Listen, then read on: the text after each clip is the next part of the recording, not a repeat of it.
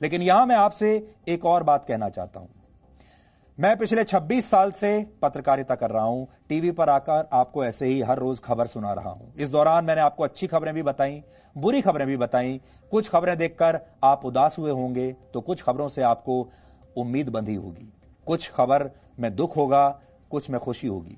इस दौरान मैं ऐसी बहुत सारी जगहों पर भी गया जहां मेरी खुद की जान खतरे में आ गई थी, जबकि इसकी कोई जरूरत नहीं थी। इन 26 वर्षों में मैंने सियाचिन में -50 डिग्री तापमान में रिपोर्टिंग की, ताकि आपको पता चल सके कि हमारे वीर सैनिक वहां कैसे जिंदा रहते हैं। जब भारत की संसद पर आतंकवादियों ने हमला किया था, तब मैंने संसद के ठीक सामने से वहीं पर आपके लिए रिपोर्टिंग की थी। अफजल गुरु, जिसको कि बहुत सारे लोग हीरो मान रहे थे, मेरे दिल से पूछिए कि अफजल गुरु ने उस दिन कितना बड़ा देश तोड़ने का काम किया था, देश को बर्बाद करने का काम किया था। वो मेरे जैसे लोग ही समझ सकते हैं, क्योंकि मैं वहां उस दिन मौजूद था। मैंने कारगिल युद्ध की रिपोर्टिंग की है, कारगिल युद्ध को करीब से देखा है, इसलिए मैं जानता हूं कि जब ऐसे युद्ध होते हैं तो क्या होता है। आतंकवादी संगठन ISIS को करीब से देखने के लिए मैं सीरिया तक पहुंच गया था, उस समय जब दुनिया के बहुत सारे पत्रकार वहां जाने के ख्याल से भी डरते थे। ये सारे ऐसे असाइनमेंट्स थे जिनमें किसी भी दिन कहीं भी जान जा सकती थी। मेरा परिवार भी मुझसे पूछता था, ऐसी खतरनाक जगहों पर जाने की आखिर क्या जरूरत है। लेकिन मैं आपको अनदेखी और अनसुनी कहानियां बताना चाहता था, और सच कहूं तो ऐसा करके एक बहुत संतुष्टि की भावना आती थी। अच्छा लगता था कि आपको घर बैठे हमने ऐसी ऐसी जगहों की खबरें दिखाई जहां शायद आप कभी ना जा पाए। एक अजीब खुशी मिलती थी, एक संतुष्टि मिलती थी, और लगता था कि आप ही हम सब का परिवार है।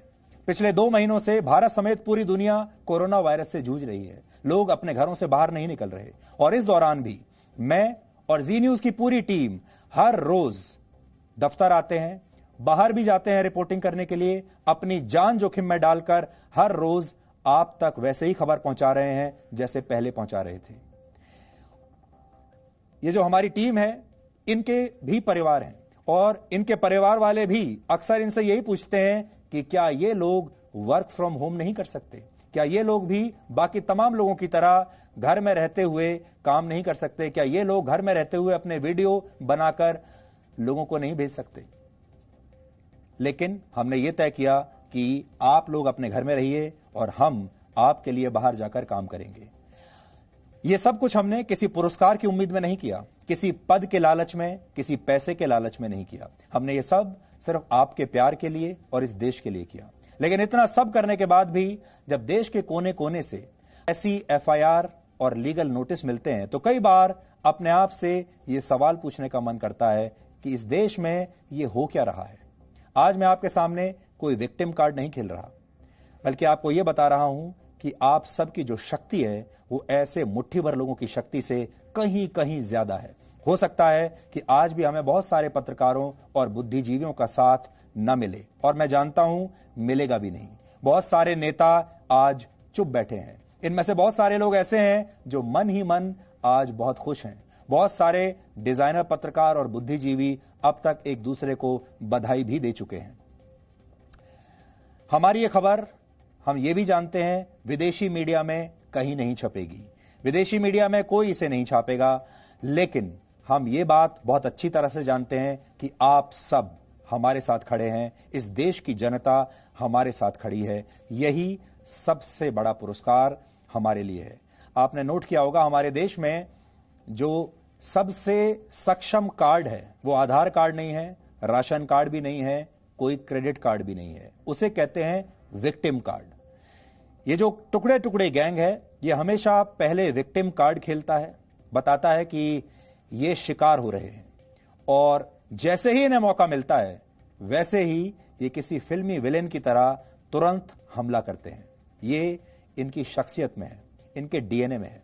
और हम भी आपको आज ये आश्वासन देना चाहते हैं कि हम आपके साथ हमेशा ऐसे ही खड़े रहेंगे और आपके भरोसे को कभी टूटने नहीं देंगे। ये आश्वासन है।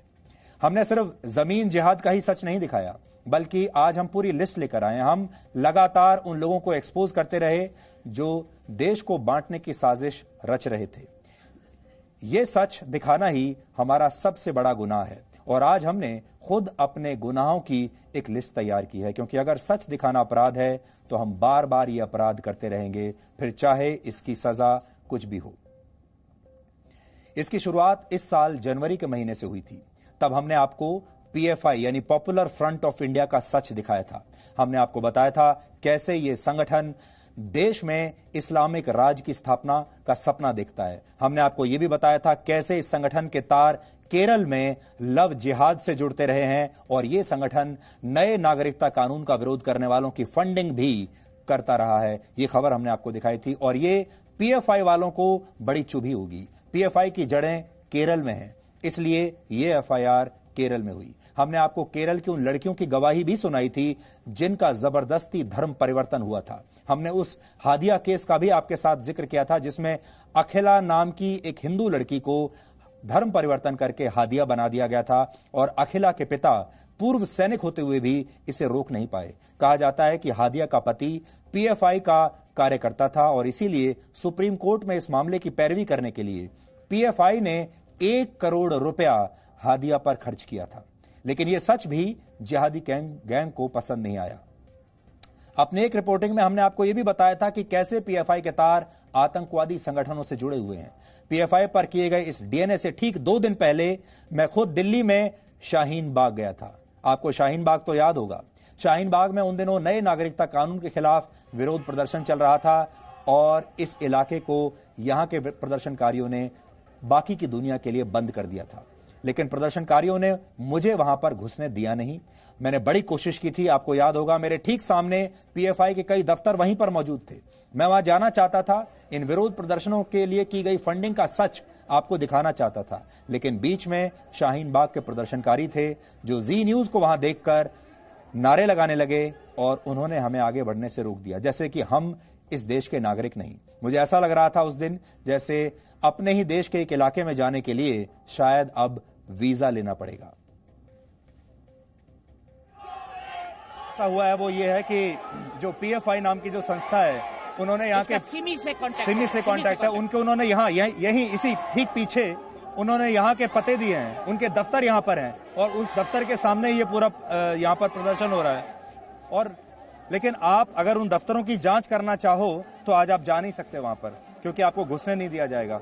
मैं वो दफ्तर की भी पूरी लिस्ट यहाँ पर लेकर आया हूँ और मैंने सोचा था कि एक बार जाके देखें कि पीएफआई का दफ्तर कहाँ है। ठीक मेरे सामने ही है, लेकिन आप जा नहीं सकते वहां पर। सबसे बड़ी बात यह है, इस सब में वो ये देखिए तमाम एड्रेसेस लिखा है। ये तमाम एड्रेस यहाँ पर लिखे हुए हैं और मैं आपको बताता हूँ। देखिए PFI G78 Shaheen Bagh Jamia Nagar Delhi, people front of India G66 Shaheen Bagh Jamia Nagar Delhi, जहां हम खड़े हुए हैं। फिर तीसरा एड्रेस F30 शाहीन बाग जामिया नगर दिल्ली। फिर campus front of India F23 Shaheen Bagh Jamia Nagar Delhi. All India imams council F20 Shaheen Bagh Jamia Nagar Delhi. सारे एड्रेस जामिया नगर दिल्ली, शाहीन बाग, सारे एड्रेस यहीं के हैं, यहीं कहीं पर।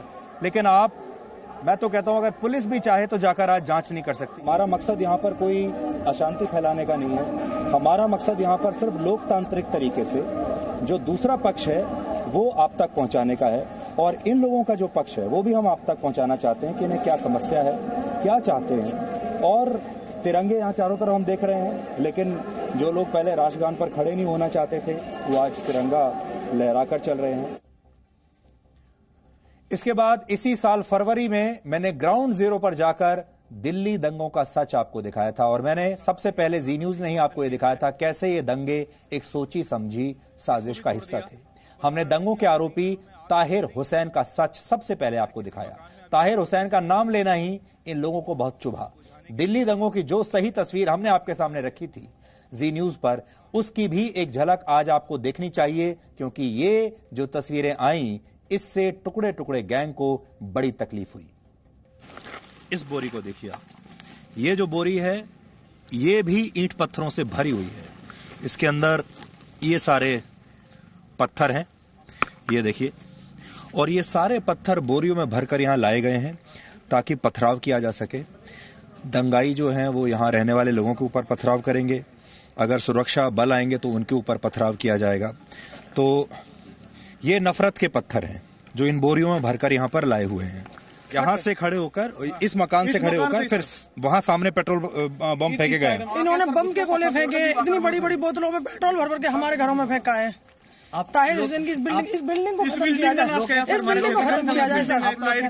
हमारे बच्चे काट काट के नाले में फेंके गए। आपको लगता है कि पहले से योजना बना के किया है? सर इतना स्टाफ कहाँ से आएगा? पूरी प्लानिंग सर पूरी प्लानिंग सर इतना स्टाफ कहाँ से आएगा?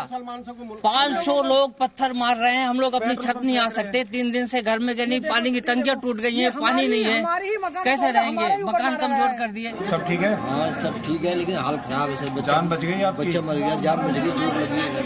अच्छा, ये आपको चोट इसी में दंगे में लगी है? हाँ, अच्छा। बड़ा डांसर यही है ताहिर हुसैन। सब जो भी कराएगा ताहिर हुसैन ने करवाया है, जो भी कर सकता है से हुआ है। 3 बंदे हमारे मार के नाले पे ताहिर हुसैन ने अच्छा से निकाली गई है।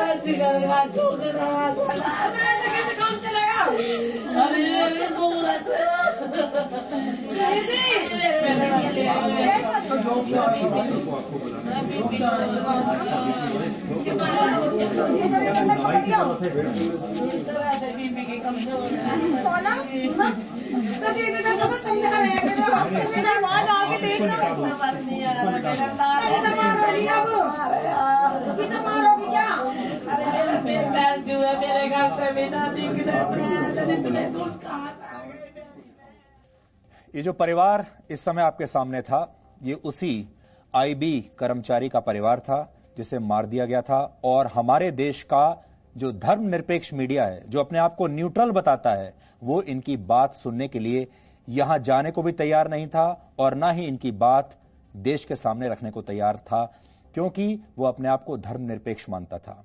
सच सामने नहीं आ रहा था। हम वहां गए, जी न्यूज की टीम वहां पर गई और हमने पहली बार दिल्ली दंगों का सच बोलने की हिम्मत की। और ये जो ताहिर हुसैन का नाम है, ये सबसे पहले यहीं इस जी न्यूज के स्टूडियो से ही निकला था। उससे पहले लोगों की ताहिर हुसैन का नाम लेने की हिम्मत नहीं हो रही थी। लोग ताहिर हुसैन का नाम लेने को तैयार नहीं थे, क्योंकि वो ये मानते थे कि इससे एक खास कौम बुरा मान जाएगी और फिर उनकी पत्रकारिता की दुकान बंद हो जाएगी। इसके बाद पुरस्कार नहीं मिलेंगे, उनके जो आका हैं वो नाराज हो जाएंगे। और ये सच हमने आपको दिखाया। आज जो आपसे हम कहना चाहते हैं वो ये है, अभी तक हमने आपको जो वीडियोस दिखाए, जो खबरें दिखाई, आपसे जानना चाहते हैं क्या गलत किया। और अगर हमारे जैसे जो मीडिया हाउस हैं, जी न्यूज जैसे जो चैनल हैं, अगर उनके खिलाफ ऐसे ही मुहिम चलती रही तो एक दिन ऐसा आएगा जब इन लोगों की बात करने वाला एक भी न्यूज चैनल, एक भी पत्रकार इस देश में बचेगा नहीं। पिछले कुछ दिनों से हम लगातार आपको तबलीगी जमात का सच दिखा रहे हैं। यह भी वो सच था जो बहुत लोगों को बहुत बुरा लगा। इस दौरान हमने देश का मान सम्मान करने वाले लोग, हमारे जो कोरोना फाइटर हैं, जो अपनी जान जोखिम में डालकर हमारे डॉक्टर्स और हेल्थ वर्कर्स काम कर रहे हैं, उन पर थूकने वालों को एक्सपोज किया था और साफ साफ नाम लेकर एक्सपोज किया था। इस बात पर भी बहुत बड़ी संख्या में लोग हमारे दुश्मन बन गए। इससे पहले देश के शहरों में छिपकर बैठे अर्बन नक्सल्स के बारे में हमने आपको बताया था और जेएनयू में देश विरोधी नारेबाजी का सच भी जी न्यूज ने ही आपको दिखाया था।